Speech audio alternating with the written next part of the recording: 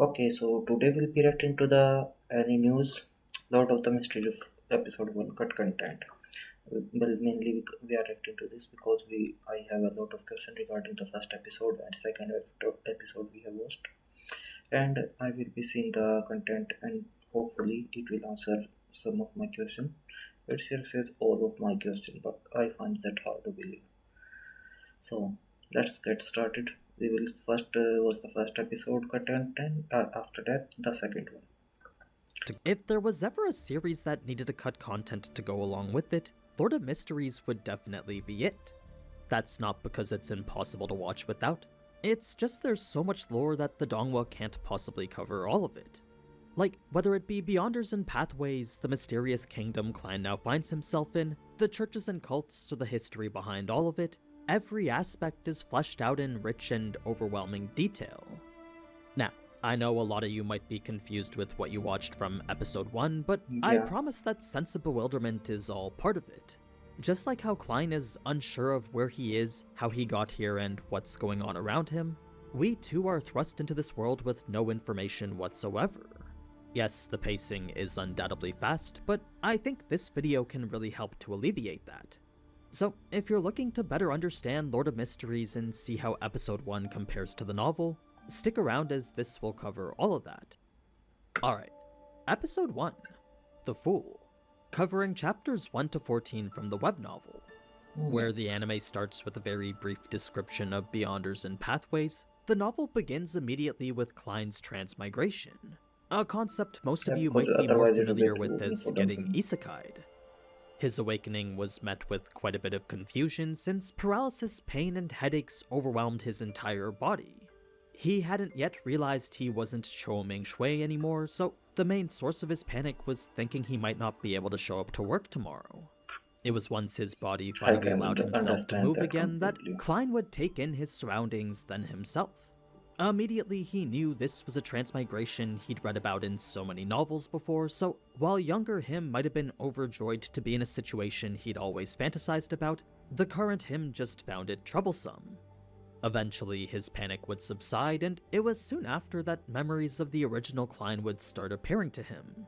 He would learn all the general That's got my question. How would you feel if you get isekai? Will be you be able to incline yourself with the association, or would you panic like him? Let me know in the comment. For me personally, in my mind I think I will take it well, but I think in reality if it happens I will just panic too much. info we saw in the anime, plus a bit of extra details regarding his family. So, his father was a sergeant who'd sacrificed himself during a conflict with the southern continent, a loss which would provide the compensation enabling him to attend private language school. This in turn laid the foundation allowing him to get into university, a period of time where his mother would pass away as well. That being the case, all Klein has left is his elder brother, a younger sister, and the two-bedroom apartment they stay in. They're by no means wealthy at all, but they are supported by their elder brother and his income at an import and export company. Now, as a history graduate himself, Klein has a solid knowledge of the origin for all languages in the northern continent, as well as the more rare Hermes language more commonly used in ancient texts and praying rituals. This is the language the mysterious notebook was written in, but rather than have numerous bits be translated like Black Emperor or the Tudor Kingdom, the only line Klein read was the final one. As shocking of a statement as it was, Klein's attention couldn't help but shift towards the revolver. Reason being that if his family was as poor as it was, then how was it that they could afford this weapon? Even the gas lamp was something far out of their budget, but that was a gift his older brother Benson saved up for. You see, because Klein's success would affect their family's future as a whole, Benson had used his own savings in order to ensure Klein had the best conditions That's to a good study brother, in. man. It was A a really good negotiation with the landlord that resulted in this. This, however, was a gas meter, and it required one single coin to operate. A copper penny typically used as the basic currency for the Lone Kingdom. Klein would then see it was still the dead of night, so that's when he figured he should clean up his room before his sister woke up. It was a routine trip to the bathroom, triggering another one of his memory fragments. This time it was about his landlord, Mr. Frankie, and all the times he would inspect the bathroom to make sure no one was wasting anything. That's not really that important, but what is are the occasional memory fragments, as well as the fact Klein got a washcloth then cleaned all the bloodstains from his former self's suicide attempt. He would then empty out the revolver, take in once again the ominous line he read, then go over all the questions currently plaguing him. So it's pretty clear that Klein is rather insightful. He takes his time to let things sink in, then thinks about them carefully before coming to any conclusions. Most of his questions weren't any he knew he needed to concern himself with just yet, as the true problem now was figuring out why he was isekai'd and how he could return. There were too many things back at his old life that he didn't want to leave behind. This triggered the last memory he had before he got here, and that was his attempt at Chinese divination. You see, as someone who was terminally online, Cho had purchased a book on the arcane thinking it would help him improve his posturing on the internet. It really didn't help at all, so for a while he just left the book tucked away in a corner. It was when a spree of bad luck started plaguing him for about a month that Cho would put his divination knowledge to use. He would go and attempt what's known as the luck enhancement ritual. The steps were exactly as we saw in the anime, plus a chant a bit more complex than just the celestial worthy. Klein had actually said the accurate version in this scene here, but for some reason it just wasn't translated properly. In any case, it was once the 4 steps were taken and the chant spoken that 5 minutes was all it took for the luck enhancement to take effect. Well, nothing happened after 5 minutes for him, but his transmigration did occur that exact same night. Considering that's more than just an unlikely coincidence, Klein decided he would try the luck enhancement ritual again. Thus why we see him buying all the bread the day after. It was for the time being, though, that Cho would attempt to discover more about himself. Since Klein's memories were partially available to him, he could sit down and recall whatever fragments were there. The thing is, a lot of the more pertinent things weren't. His memories were like shattered glass, missing pieces all throughout. He couldn't remember how he'd attained the revolver, whether he'd been killed or killed himself, or even the meaning behind any of the words in the notebook. He also couldn't remember much about his university life, but what he did know was that he had an interview with another university's history department. Since he'd just graduated from the Koi University, his mentor had given him a recommendation letter for 2 other ones, one of which he would be interviewing at for a lecture position in just 2 days. It was a position that, if offered, would boost his family's socioeconomic status way higher. Compared to the mentor had a department. Since he'd just graduated from the Koi University, his mentor had given him a recommendation letter for 2 other ones, one of which he would be interviewing at for a lecture position in just 2 days. It was a position that, if offered, would boost his family's socioeconomic status way higher. Compared to his brother's salary of just over £1 a week, the lecturer's position gave almost quadruple. So this was an opportunity that could change all their lives for the better. Now, Melissa's entrance after would also carry quite a bit of information too, since it's here we learn of the ties between Lowen's education department and religion. In the past, Sunday school was offered by various churches, but in an attempt to mitigate conflict and maintain religious neutrality, the kingdom enacted a basic education law.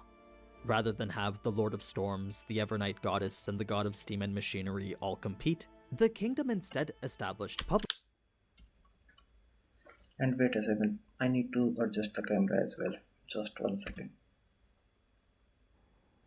I think this much is fine. Do let me know in the comment if that angle is fine or not. Department and religion. In the past, now, Melissa's entrance after would also carry quite a bit of information too, since it's here we learn of the ties between Lowen's education department and religion. In the past, Sunday school was offered by various churches, but in an attempt to mitigate conflict and maintain religious neutrality, the kingdom enacted a basic education law. Rather than have the Lord of Storms, the Evernight Goddess, and the God of Steam and Machinery all compete, the kingdom instead established public schools. I don't expect those titles to have any meaning to you right now, but it does introduce the idea of multiple churches and their influence over society. In any case, Melissa herself aspires to be a steam mechanic, a passion also supported by her older brother Benson. With the tuition that was more on the costly side, Benson would have to work overtime and take jobs that were a bit more dangerous. It's for Yeah, that he's reason we MVP, don't man. really see him, since work has kept him more or less preoccupied. For those wondering why Klein doesn't help out too, well, as a commoner very far behind in the university curriculum, it takes all his time just to keep up with it. Like where all the other students learned the origin language young, Klein's first contact with it was here. That being the case, studying was pretty much all Klein did. Now, what Klein picked up here was the most valuable item his father left behind, but due to its secondhand nature, it would often malfunction. Melissa, being the aspiring mechanic she was, often needed to fix it herself. It's a Okay. feat we see her do once again here. I was confused. She I would thought then he would leave just to fix attend it her himself. classes, a walk which normally took about 50 minutes. There was the option to always take a horse carriage, but due to its costs, she decided against it. A quick bit of lore included shortly after this is that days and years function pretty much the same here. The reason days are split the way they are here, though, is directly due to the influence of religion. You see, there were 7 Orthodox gods carrying influence over the northern continent, each of which I assume get a day of their own. Next came an explanation to the Lowen Kingdom's currency system, but due to its confusing nature and grossly uneven denominations, I'll give it some time to see if knowing about it is actually worth it. For now, all you gotta know is that Klein and his family are broke. Klein also has an unnatural passion towards money, so the man spent a whole minute admiring it before finally setting out to spend it. Now, at first he was hesitant to bring the revolver too, but considering it was the only defensive weapon he had, Klein figured he could at least use it to intimidate someone. Why would he need to do that? Well, his neighborhood was by no means classy. The streets were filthy Okay. and the poor and starving were everywhere, so the odds of there being thieves were actually quite high. Even more so with all the children getting exploited to become them.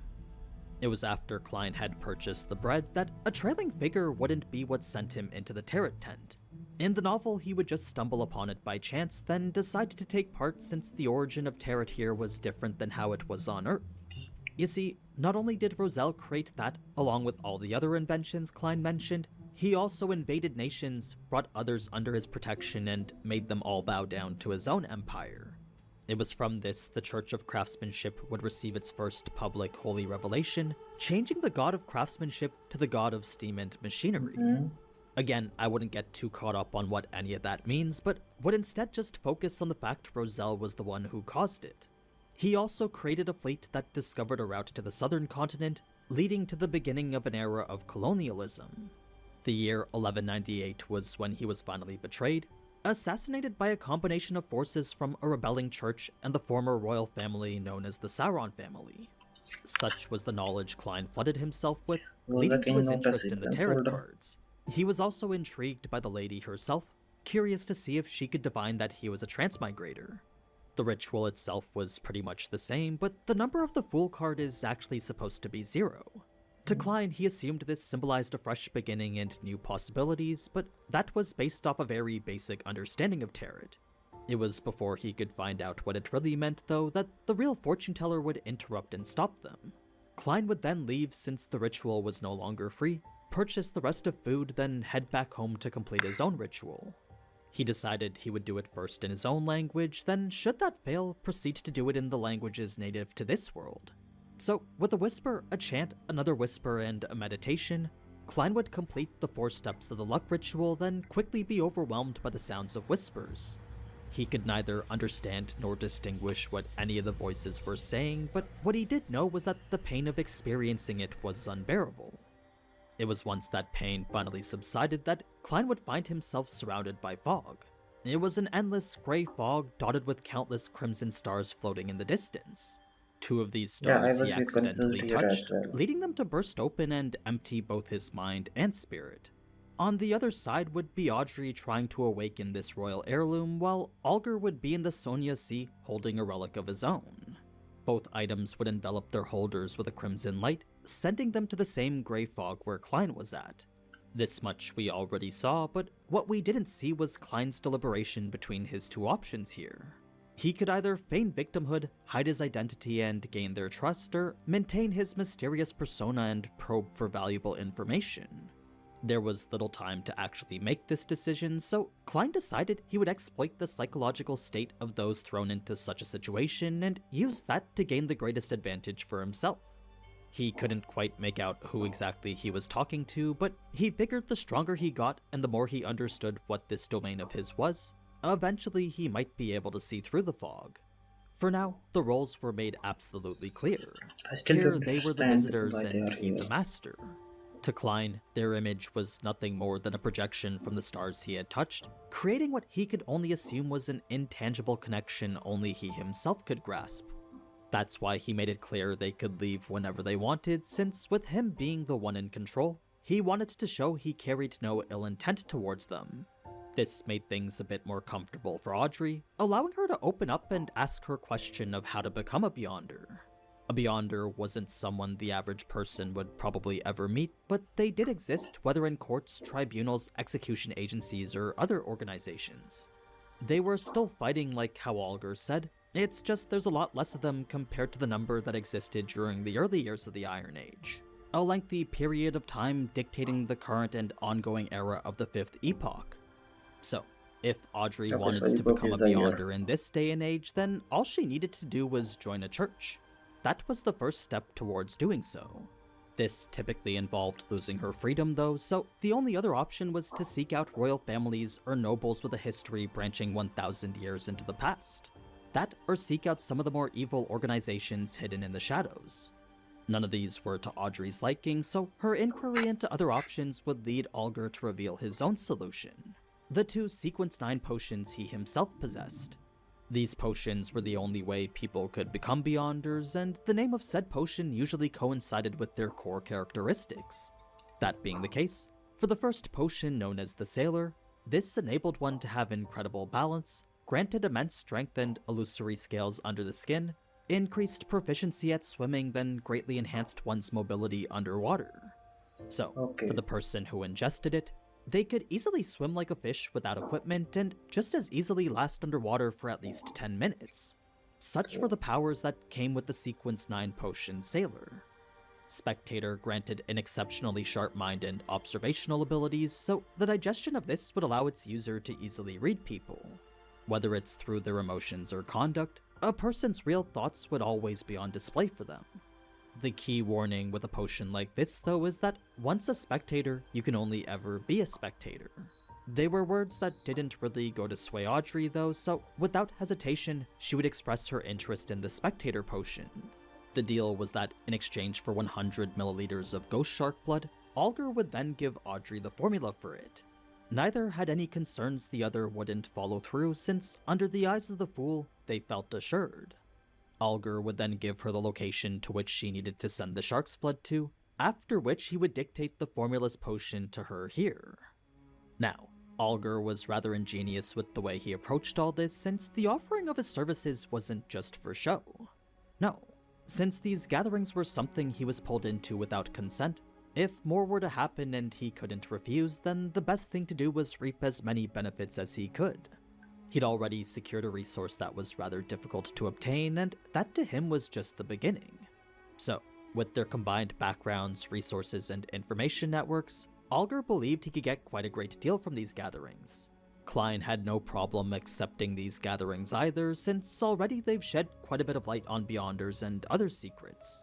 So, if he was truly dedicated to figuring out how to get back home, getting as much information as possible was always a positive, even if it did put his own secrets at risk.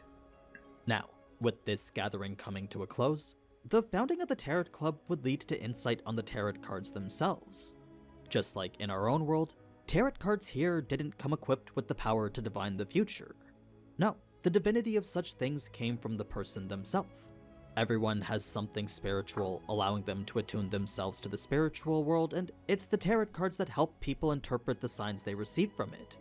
Most of those signs will go unnoticed, but for those that aren't, it's divination tools like tarot cards that will help you understand them. The cards Roselle made are a whole separate thing, each representing an unknown power and one of the 22 paths to the divine. There was mention of it originating from what's called a blasphemy slate, but these are all concepts we'll learn more about in the future. For now, this would be it for the gathering, and Klein would chalk up his experience as an incredible convenience. With Let me just my laptop and charger. its ability to communicate with others wherever and whenever, Klein would describe the Grey Fog as something akin to a social networking platform. As for the guests Klein just hosted, they actually got a whole chapter depicting things from their end. It's some side character development that could still come in the future, so that's something that we'll leave for later. I think this is a pretty good place to stop, so I'll be sure to continue the series with the rest of episode 1 next week. If you liked learning more about the show and want Was that all in the episode 1? I think there was a bit more, right? Anyway, so that was the Lord of the Mystery episode 1 cut content and all these answers, which I still have question about, like why were they summoned? Why were the sailor and Audrey were summoned with the Klein? Like are they connected? Or is it just someone else's power at play?